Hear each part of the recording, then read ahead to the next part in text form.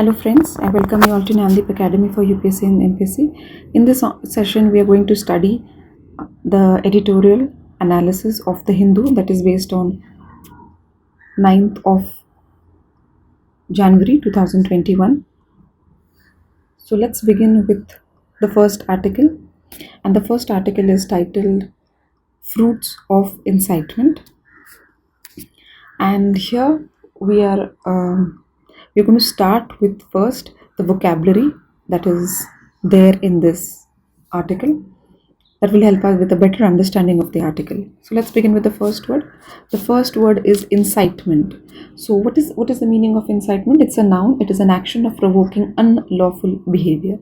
The second word is replete, which is an adjective which means filled or well supplied with something. The third is coup, pronounced as coup, is a noun which means sudden or violent seizure of power from government. The next word is overwhelmed, which is a verb which means have a strong emotional effect. The next is coward, which is a verb which means crouch down in fear. The next is contentious, which is an adjective which means likely to cause an argument. The next is tantamount, which is an adjective which means equivalent to. The next is sheer, which is an adjective which means nothing other than. The next is viciousness, which is a noun which means violent, aggressive. The next word is vitriol, which is a noun which means bitter criticism or malice. The next word is disenchantment, which is a noun. It means a feeling of disappointment. The next word is moribund, which is an adjective which means terminal decline. So with these words, this article can be better understood. Let's read the article. Fruits of incitement. So after the Capitol breach, the task of building bipartisan consensus is much harder. Let's first analyze this line. As you are all aware that the day both the parts of the bicameral legislature of US were going to ratify the new president, and on the same day there were some supporters of the previous president Trump who actually went and took the Capitol in siege. So this article is about that. After that has happened, it is very difficult for both the parties to have a consensus and agree on something. So let's read the article. If the history of nations is replete with ironies, nowhere were they more evident than in the US, when the greatest nation on the earth. Now, as you all are aware that US is referred to as the greatest nation on earth, became hostage. So a group of supporters of Donald Trump, they took the Capitol into hostage, became hostage to an ugly attempted coup by a mob bearing slogans of support for the outgoing president Donald Trump.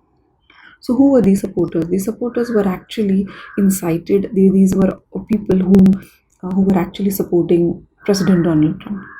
On Wednesday, 100 of them stormed the Capitol building as police appeared to be overwhelmed. It was shocking for the police also. And members of the Congress who were gathering to certify the results of the 2020 presidential elections cowered behind benches or were evacuated. So it came as a surprise to everybody, and therefore members were actually hiding behind seats to save their lives. Although the mob was eventually ejected, lawmakers went on to reconvene and formally certify the results. So the results were certified, and it was finally declared that Joe Biden would be the next president incumbent. And Mr. Trump finally committed to an orderly transition. So Mr. Trump also agreed that the transition from one president to another president should be orderly. Major social media platforms blocked his accounts for violating their civic integrity policies, namely inciting violence with months of contentious posts that made baseless allegations about electoral fraud. So the question that arises is, why did these people come and support Donald Trump at such a moment when the new president was to be certified? This is because Donald Trump has actually used media platforms, and he has sent out the wrong message saying that it was the new president, that is Joe Biden, has come. It has been possible for him to come to the seat only because of electoral fraud. So electoral fraud was the major campaign word, it can be said. The immediate trigger for the mob, said to have been methodically planned online via social media, was the surprise victory of two Democratic candidates, Raphael Warnock and John Ossoff. So it's why exactly was this mob was there? It was supporting Donald Trump. Why did this incident take place on this particular day? It was because of these two candidates that we need to know. That is, there were elections, by-elections or runoff elections in the state of Georgia, and it was Raphael Warnock from the Democratic Party and John Ossoff again from the Democratic Party, and both were Democratic candidates who were in the elections, and both of them were leading in the elections. And finally, after the results, both Raphael Warnock and John Ossoff have won in the elections, runoff elections that took place in Georgia. So the question that arises is, why were runoff elections taking place in Georgia? That was because in the previous general elections that took place in November, there was no party who had no political candidate had more than 50% of the popular vote, and therefore runoff elections had to be conducted in Georgia. And in these runoff elections, it was the Democratic candidates Raphael Warnock and John Ossoff who were leading, and this lead by the Democratic candidates actually triggered this mob movement. That election was necessitated by the fact that no candidate won 50% of the popular vote in the November 3rd three general elections. Their win gives Democrat 50 seats in the Senate, which is tantamount, which is equal to control of the upper chamber of Congress, because the incoming Vice President Kamala Harris will cast a deciding vote in a tie.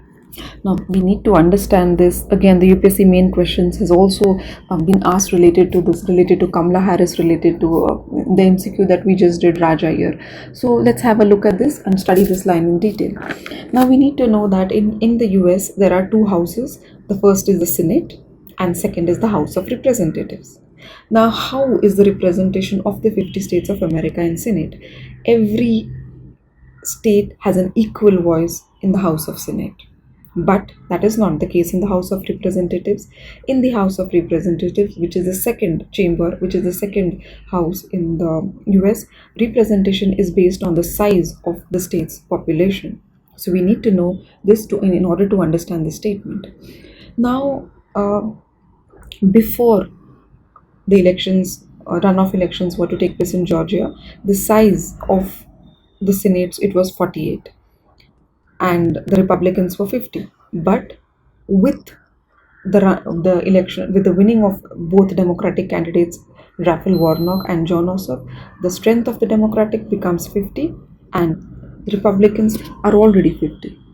And we need to understand this, that the Vice President Kamala Harris, in case of a tie, will cast a deciding vote. And it is already accepted that Kamala Harris is going to make the Democrats win, and therefore we need to understand these houses to see that the incoming and the 46th President Joe Biden has a tough job on his hands after his inauguration on January 20th would be an understatement.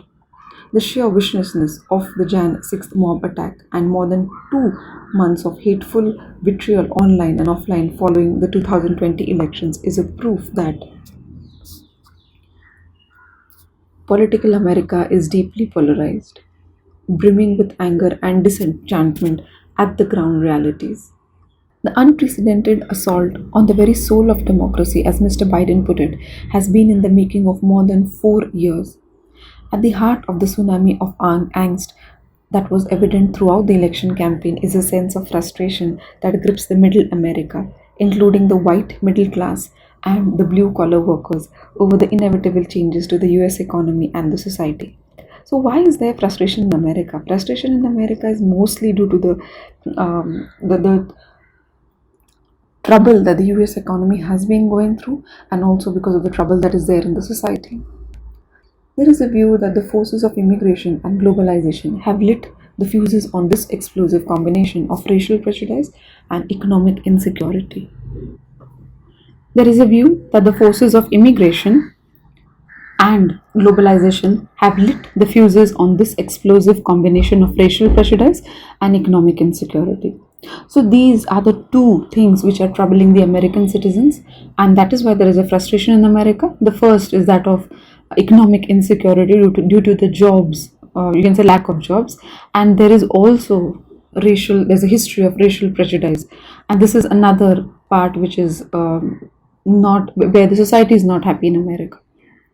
In reality, Mr. Trump's strident rhetoric exploited this sense of alienation and socio-economic dysfunction for narrow political and personal gains.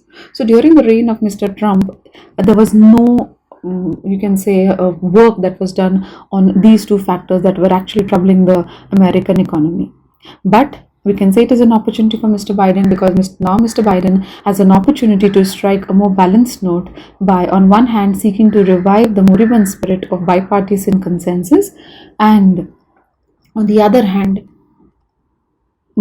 expediently tackling the thorny issue of comprehensive immigration reform. So, Mr. Biden has to think before taking any major step on the comprehensive immigration reform, because there is a frustration that has developed in America on the issue of immigration, and so a well thought planned policy has to be built on immigration reform, and on the other hand, redressing the ills of a runaway free market liberalization.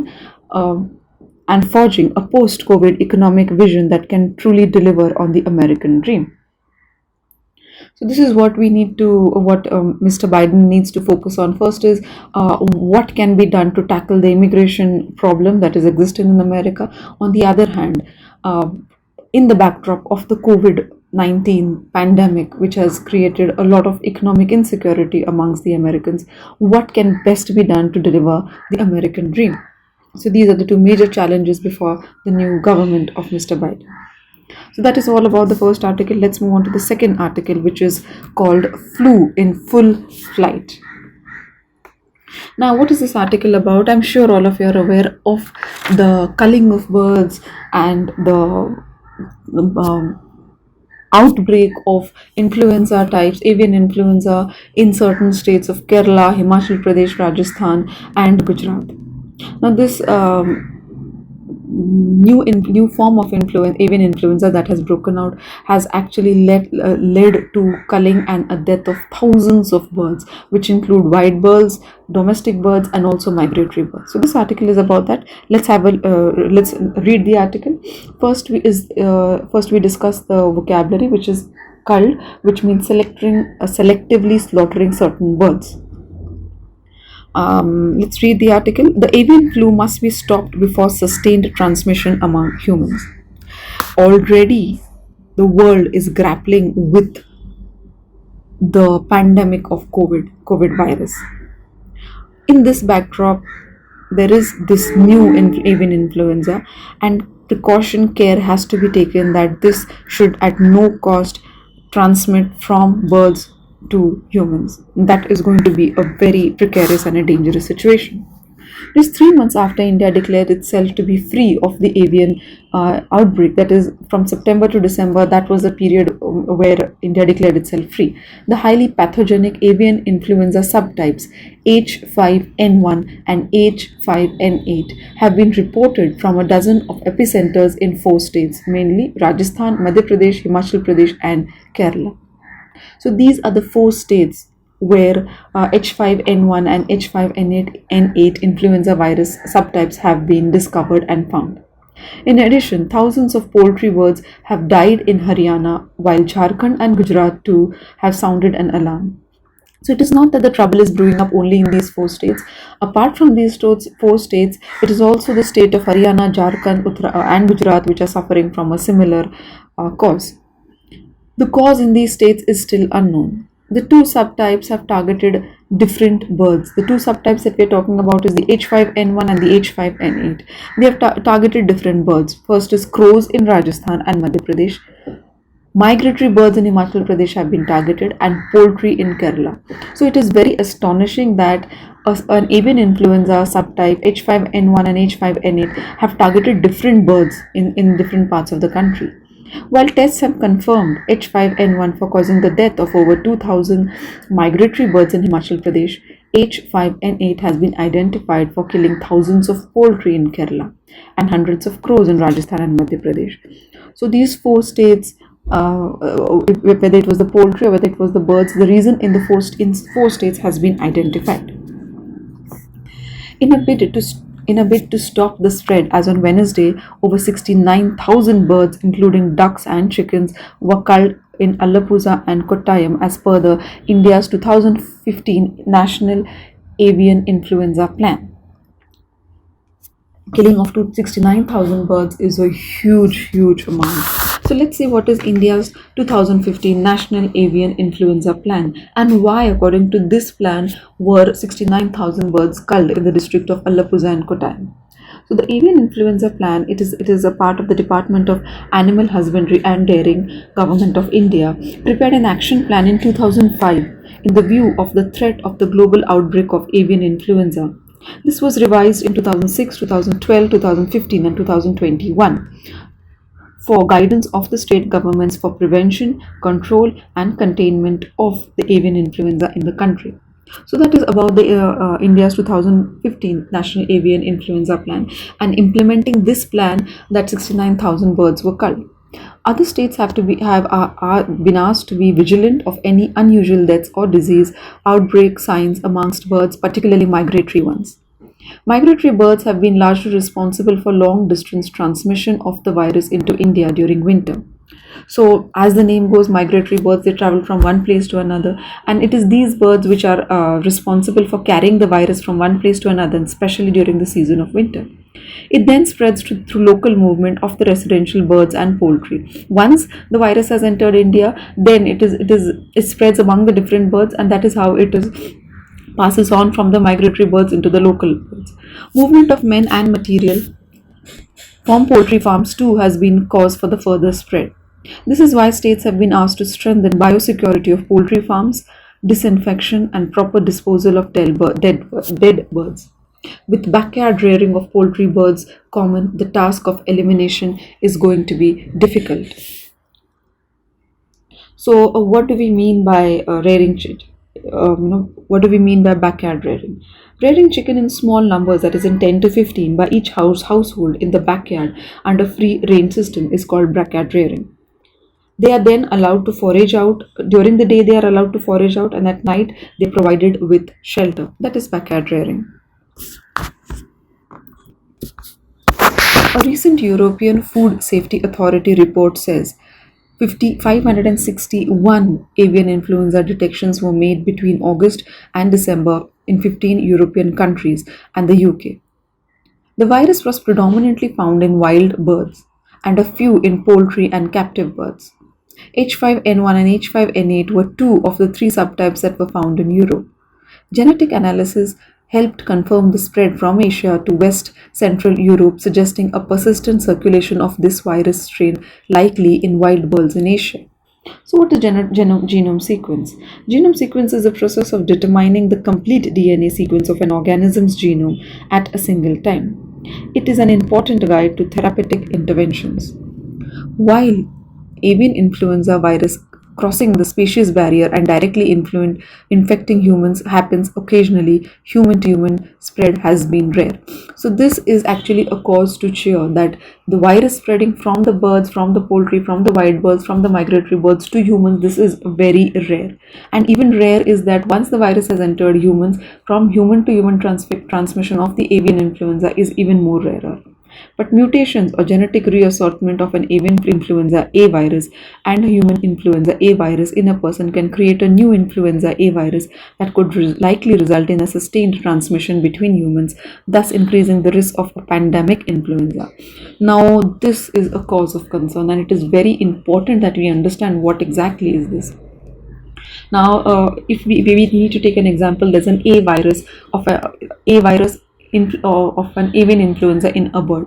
There's another human influenza A virus. When these two different viruses come together, that is one from a human, one from a bird, when they two come together and mutations occur, a new influenza A will could be formed, and this new influenza could be a cause of concern, and there could be a risk of a pandemic influenza. Hence, all of our efforts should be directed at stamping out the outbreak in affected states. So, what is the need of the hour is, whatever birds have been infected, is to clean the states of those infected birds before it spreads, before it comes in contact with a human virus and leading to a pandemic influenza. It is also important to undertake genome sequencing it is important to undertake genome sequencing of virus samples to track the evolution of the virus. So we also need to understand what exactly is the sequencing or the DNA of this virus, so that in case of any spread, their intervention can be an intervention can be found and it could be stopped. The spreading of it could be stopped. So that is all about the second article. Thank you. See you in the next session with a new analysis of an editorial. Thank you.